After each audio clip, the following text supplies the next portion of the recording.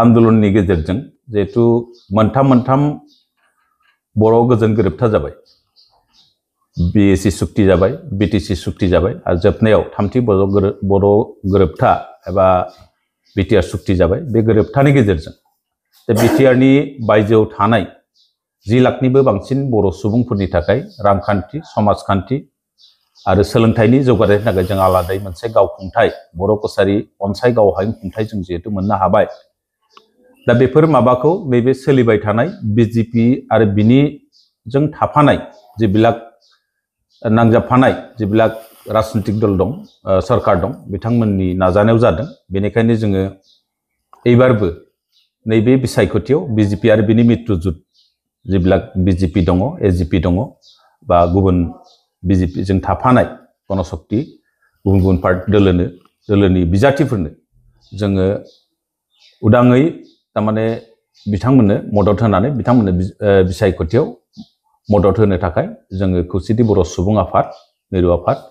आरो BTRनि बायजोनि एक्स-BLT welfare society जों जुथायै दिनै मोनसे प्रेस मिट खुंनानै गासैबो BTRनि बायजोआव थानाय बर' रायजो राजाफोरखौ नैबे 2 मे बे अक्ट'आव जानो गोनां जितु बिसायख'थि पन्चायतनि बे बिसायख'थियाव BJP आरो बिनि लोगो जेबिलाक मित्रजुट दं बिथांमोननो भट होनानै देरहासार जानो थाखाय जों खावलायदों आरो जिहेतु BJP दोलोआ BTRनि बायजोआव थानाय बर'फोरनि जेबिलाक जेंनाफोर दं बे जेंनाफोरखौ सुस्रांनायनि थाखाय खोब गोसो होदों आरो जों मोनसे फोरमायनांगोन फोरमायनाया बेनो दे जेबिलाक अबजेक्सन गैयै 1000निबो बांसिन गामिखौ बेखौ नटिफाइ खालामनायनि गेजेरजों थाबैनो मोनसे अडिअ सुना होनायनि बाथ्रा जोंनो सरकारा होदों आरो माखासे अबजेक्सन थानाय गामिफोरखौ थाबैनो सुस्रांनायनि गेजेरजों ट्राइबेल एफेयार्स मिनिस्टारा मोनसे बिबान लादों बिथाङा थाबैनो सुस्रांनायनि गेजेरजों गुबुन काउन्सिलनियाव हाबनानै थानाय बर' गामिफोरखौ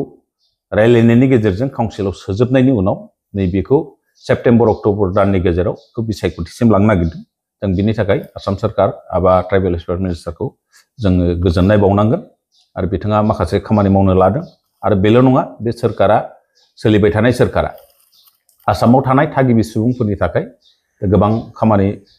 मावदों आरो मावलांबाय थागोनखौ जों फोथायदों आरो जिहेतु जोंना गोबां जेंना दंबावो बे जेंनाफोरखौ जों बे सरकारजों थाफानानैसो जों सुस्रांना लानो हागोन होननानै जोंहा मोनसे फोथायनाय दं बेनिखायनो फैगौ 2 मेआव जानो गोनां गिबि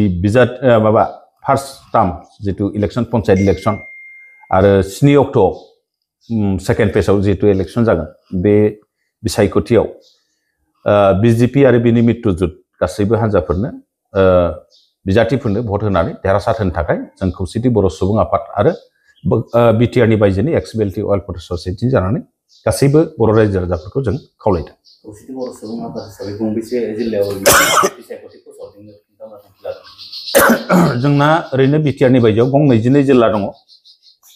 गं 22 जिल्लानि गेजेराव जिहेतु 6 सिडुलाव थाबाय कार्बि आंलं जिल्लायाव दं कार्बि आंलंआव जिहेतु पन्चायत इलेक्शन जाया आरो BTRआव जाया गतिके गं 21 जिल्लायाव जोङो बेखौ बिसायख'थिनि बे फोसावथि मेलखौ खुंगोन आरो जोंहा गासै 120निबो बांसिन जिहेतु आन्चलिक कमिटि दं बे आन्चलिक कमिटिफोरनि गासैबो दैदेनगिरिफोरखौ जों आगोथियारिनो बिथांमोननो जों बिथोन हरबाय जे BJP आरो बिनि मित्रजुट